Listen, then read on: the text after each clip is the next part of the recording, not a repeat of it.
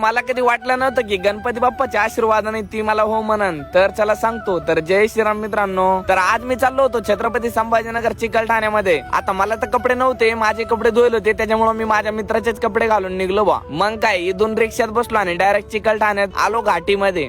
आणि तुम्हाला तर माहितीच आहे ना, आपल्या मित्राचं गणपती बाप्पांचा डायरेक्ट कारखाना आहे. आता मी काय जेव्हा पहिले आलो होतो तेव्हा नाही का थोडं काम चालू होतं, पण यावेळेस त्यांची फुल तयारी झालेली आहे. आता मी पहिले गोडाऊनवर नाही, त्यांनी मला घरी बोललं होतं बरं का. आणि मी घरी आलोच होतो त्यांच्या, पण इथं पण नुसतं गणपती बाप्पांच्या मूर्त्या लावले छोट्या मोठ्या. आता इथं अशा मूर्त्या आहे की तुम्ही घरगुती पण घेऊ शकते बरं का. आणि त्यांच्या इथं 15 दिवस पहिले बुकिंग व्हायला होती, ते माल देत होते बरं का. आता काय 2च दिवस राहिले गणपती बाप्पांच्या आगमनला, त्याच्यामुळे काय त्यांना काय सुधारणाच झालं बा. आता यांचं तर काम चालू होतं, म्हणलं आता तुम्हाला मोठ्या गणपती बाप्पाच्या मूर्त्या दाखवून यावं नाही का एकदा. इथं आलोच होतं की माझी पहिलेच पुरी तयारी झालेली होती बा. याच्यामध्ये भरपूर काही मूर्ती आहे, काही भारी मंडळांनी बुक करेले. आणि ही बघा ना राव, ही किती भारी मूर्ती आहे, एकच नंबर आहे बरं का. खूपच सुंदर आहे भाऊ, मला तर लई आवडली. पण काय माहिती यार, ह्या वर्षी माझं गावाकडे जाणं होतं की नाही. आणि भरपूर काही मूर्ती आहे की तुमच्या याची वाट बघताय. या तुम्ही मंडळ सांगा आणि मस्त एखादी भारी मूर्ती घेऊन जा. आणि जाता तुमच्या मंडळाचं नाव काय आहे ते पण कमेंट करून सांगा बरं का. मी नाही का माझ्या मित्रांचा नंबर देतो, तुम्ही नाही का नक्कीच कॉन्टॅक्ट करा आणि पटापट या आणि बुकिंग करून घ्या. 2च दिवस राहिले आपल्या गणपती बाप्पांच्या आगमनला. आता समजे जोश मध्ये म्हणा गणपती बाप्पा मोरया. आणि तुम्ही पण एक जाता कमेंट करा गणपती बाप्पांसाठी.